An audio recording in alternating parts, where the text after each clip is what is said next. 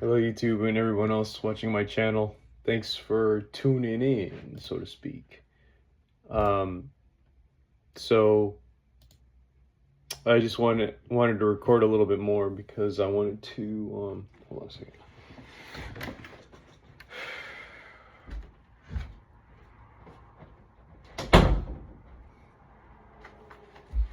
Wanted to give a small update on everything going on because things took a slight turn on Saturday, and what I mean by that is well, first of all, I have this like repair tape for like the knee because it's started giving out a little bit, and because I did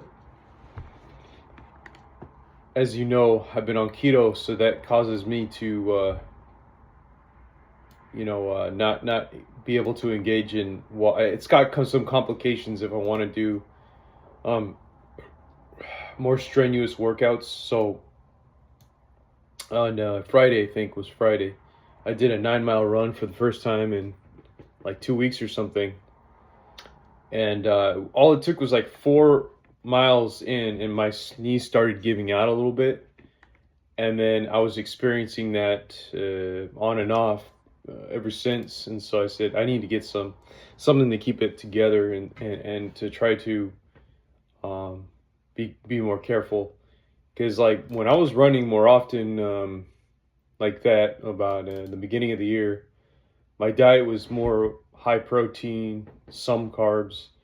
So, I was able to get away with doing 9 miles every day for like 5 consecutive days. By the way, this is Zevia. It has no calories. But yeah, I was able to get away with it for like 5 consecutive days. And then what do you call it? So what would happen is, I have a high protein diet, right? So like whatever repair was necessary, it was just like, okay, I don't feel the stiffness after two days or so. And then so then I would just, okay, but it would take like 5 days before I would start to really feel it, and I would say, you know what, you probably need some rest.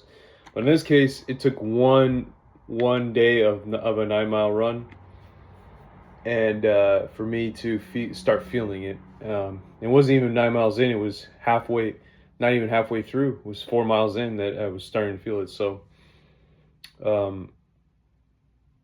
I'm trying to be more careful about that. But so I'm still just, well, I mean, in addition to that, it's also because of all the walking too. So like I said in the previous video, I've been doing keto in the sense of low protein. So it kind of looks, some people will look at it and say it looks like a vegan diet. So, but just no carbs at all still, obviously. So it's still keto. I would still call it keto because you get those ketone values up. But yeah, it's I'm getting at least 15K steps in still every day. Now there is maybe like once every week I'll accidentally go. When I say accident, it's because I'm doing something's going on, and by the time I get home, it's already 9 p.m. I'm not going to get an additional, 9,000 steps in if it's 9 p.m. There's just no way.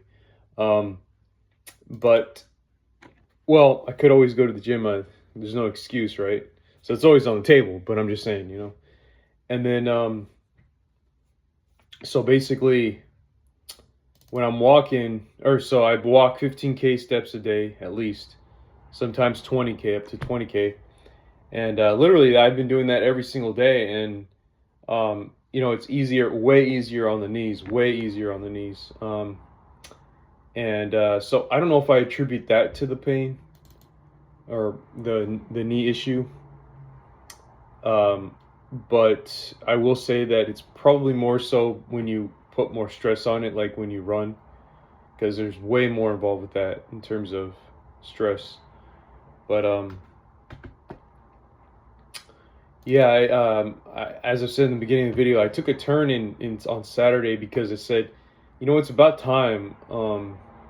I go back to some other passions I had because, uh, I just I've been doing all this like dieting stuff and stuff like that, and activity recovery and resting, and the whole cycle for so long, which in itself is a lot of work. Like you can't deny that all of this stuff is work. I mean, some people may look at it like, oh, well, it's just like a little hobby, or something that they conveniently and they start talking about it. Oh yeah, when I start working, I don't eat, or when I start working, I just have this to eat, or when I do this, I do that. When it's like it's almost like that there's an aspect to it that is like with all this dieting that is independent of an additional hours or additional time spent towards it. Some people look at it that way, but in my case, well, actually, in many cases too, you can't deny that a lot of it, after a while, it becomes like a second job because your health is extremely important. So, um, but I'm starting to get into the groove of everything, and um, in all honesty, it doesn't feel as harsh as it used to be. Like, I'm not going to the gym pumping out iron and stuff like that. If I was doing that, it'd be a little different. I wouldn't be able to even think clearly like all the time. So, because that was happening. I would go to the gym and then I'd be like, felt so crazy, but I'm like, all in the name of trying to get that, get those muscles going and stuff like that, and maybe have some muscle growth. And at that time, it was also trying to get leaner. I mean, trying to lose more fat, which wasn't happening that to the extent I thought it was.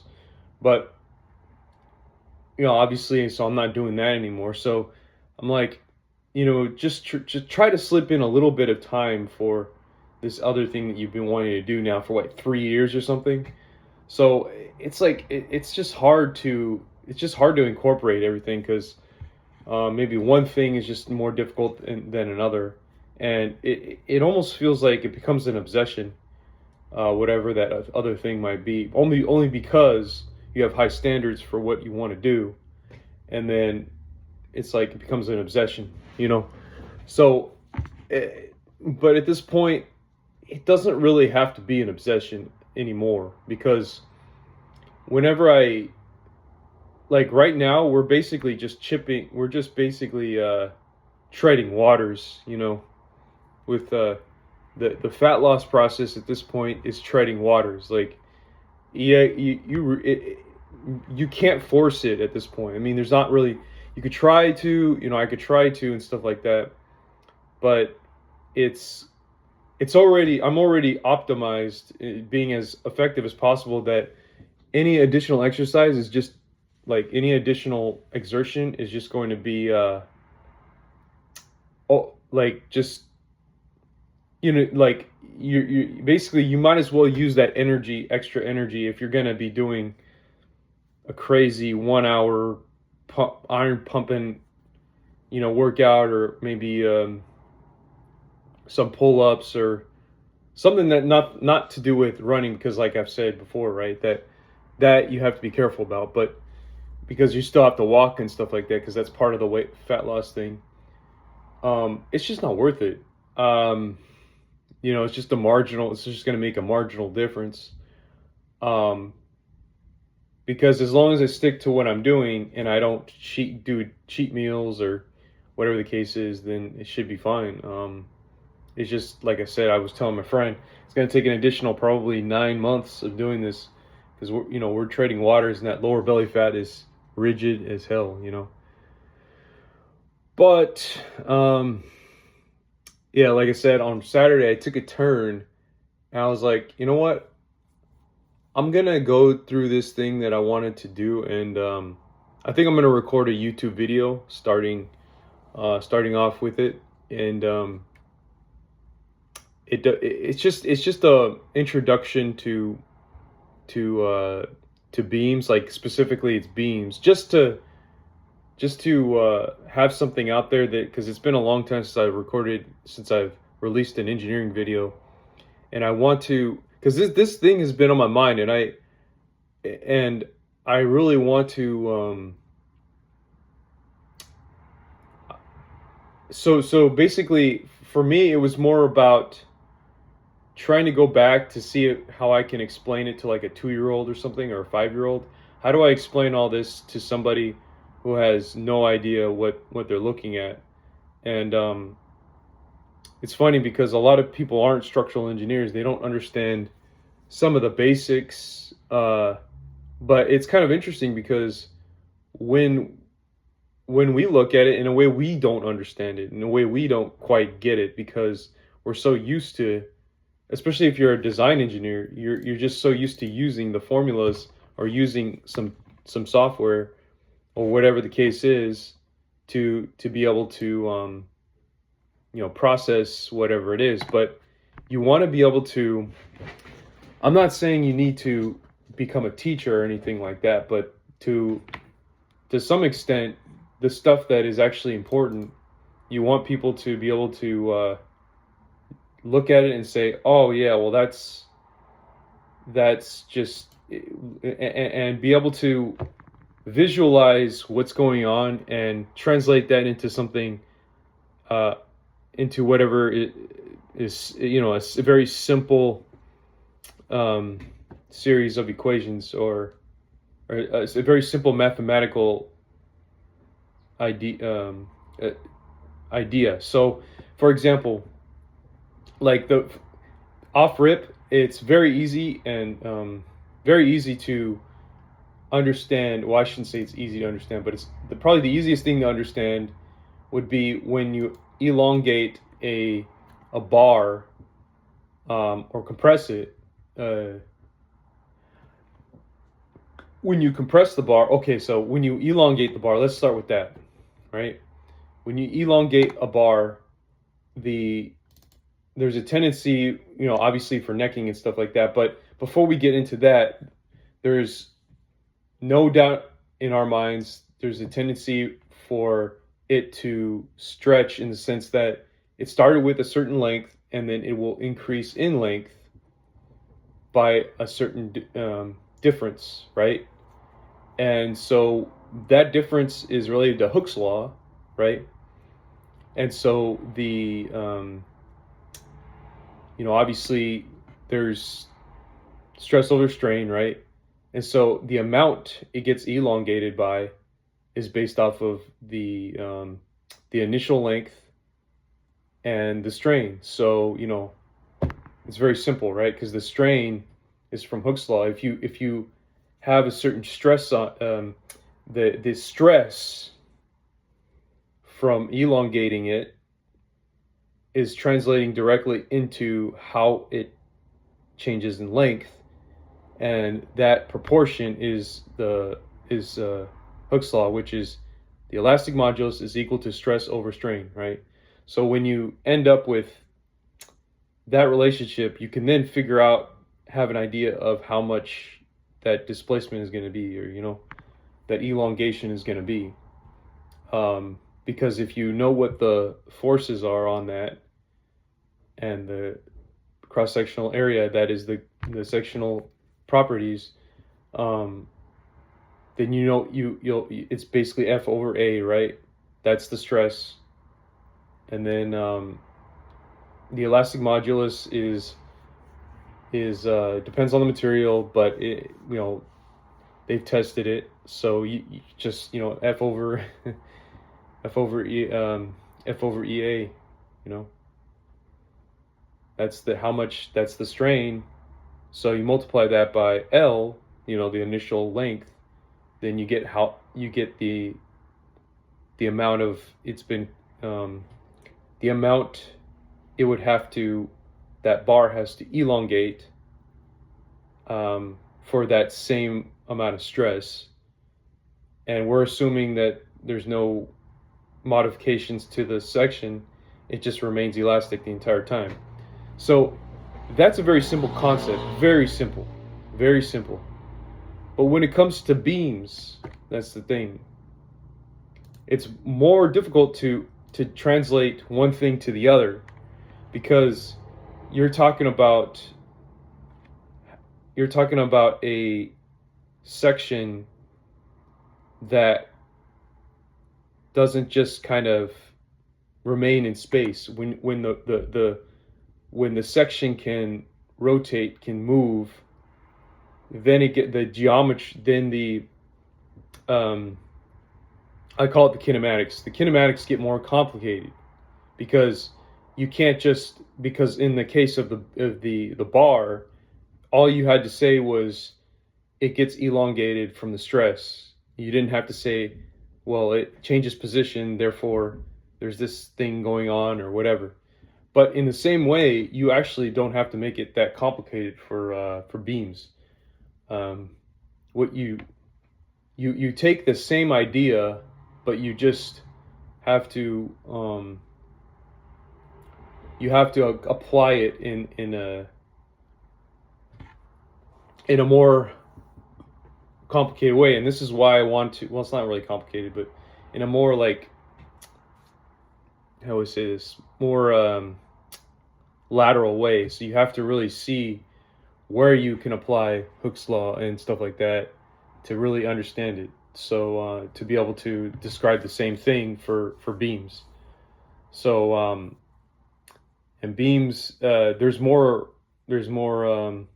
more complications to it.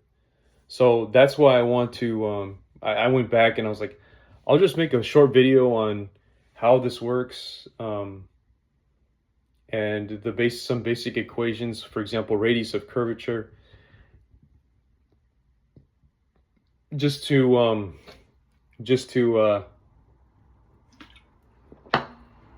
because I feel that people can really use that, and so also that same idea of a stress, right, is more complicated as well, because you're talking about a calculus formula when it comes to the beam. So I'm also gonna show that as well. So the calculus formula, I'm not gonna derive it, but yeah, I'm gonna show that. But anyway, I wanted to it's gonna be a 5-minute video. It's just to clear out the air, because it just feels like, I just feel that even we don't quite understand it. We know how to use the formulas. Like I didn't remember that calculus formula. I actually didn't remember it.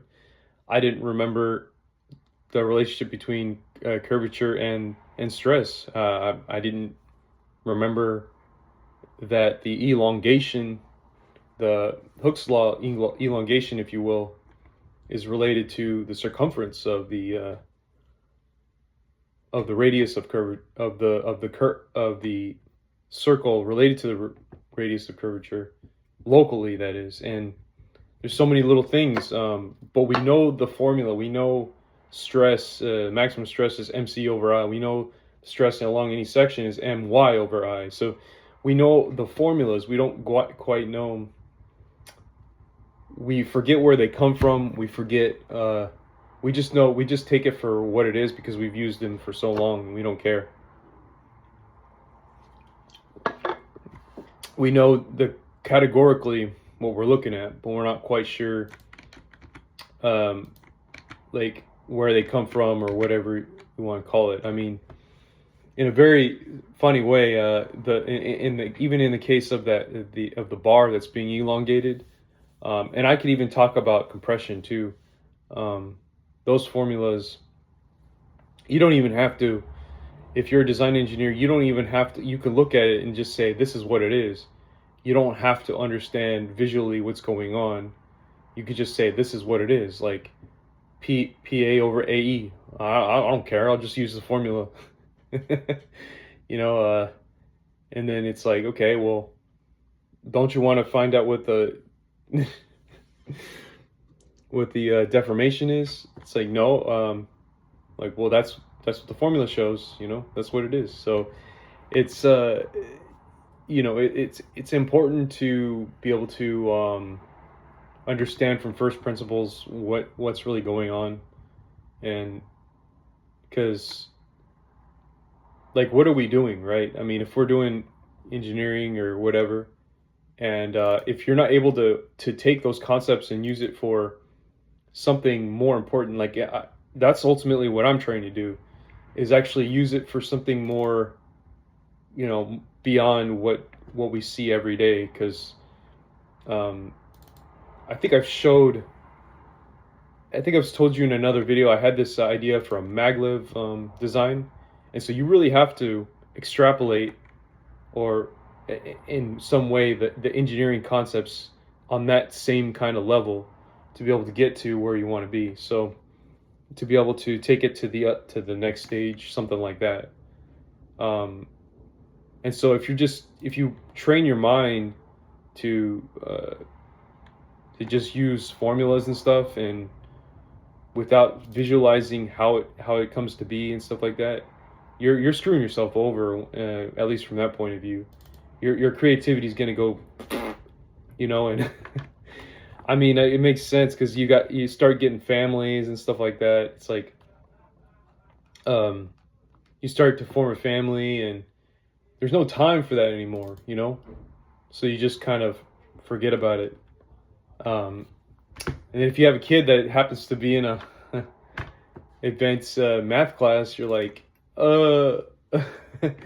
I know this, I know that, and then they kind of have to fill in the blanks. I guess, I don't know. Maybe I mean, maybe I don't understand because I'm not a father yet, but so I was just doing that over the weekend. Spent about 2 hours trying to review that, because like I actually didn't know. I never even knew in college. In college, I never knew how that derivation came to be. The teacher literally said, "This is it. Memorize it. Done." And then I think I had a question in my mind, and I'm thinking, just ignore it. Oh, it's crazy. Even professors are so deep into what they're doing that some of them won't even want to show you that. Interesting, right? Um,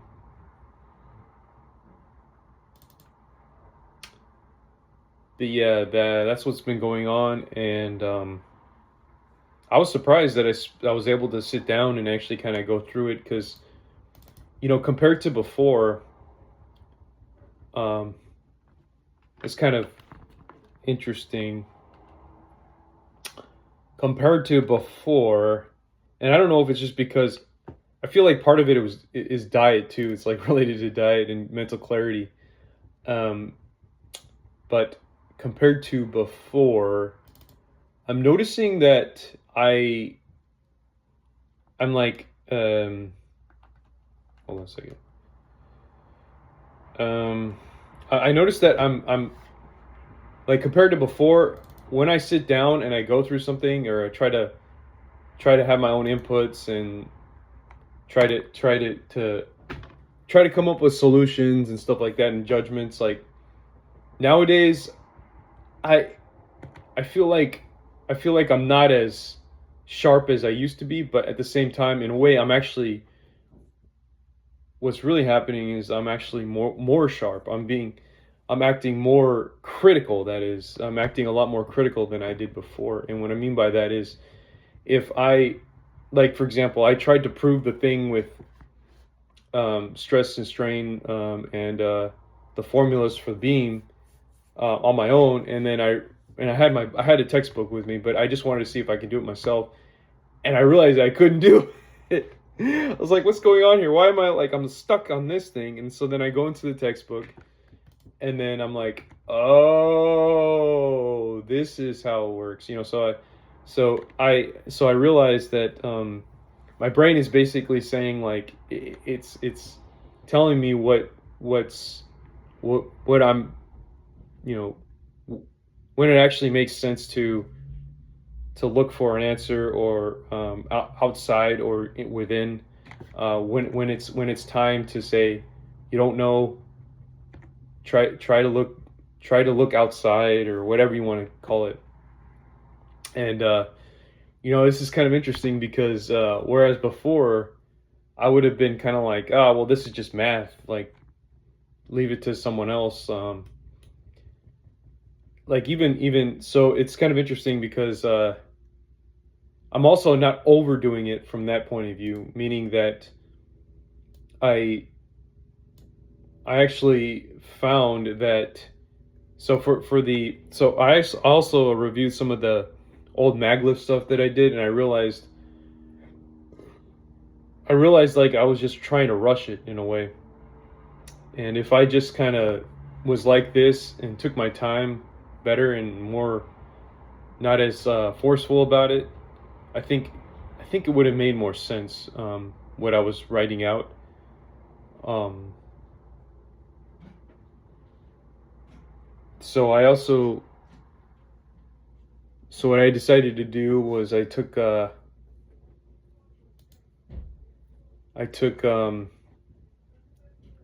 because when I saw everything that I wrote out in the maglev paper, I realized, well, technically, you're going to come to a point because when I tried to do that stuff involving, so I also what the other thing I did was that for whatever reason I wanted to see if I could prove the formula for curvature relating to the differentially with rectangular coordinates, and I couldn't do it myself actually.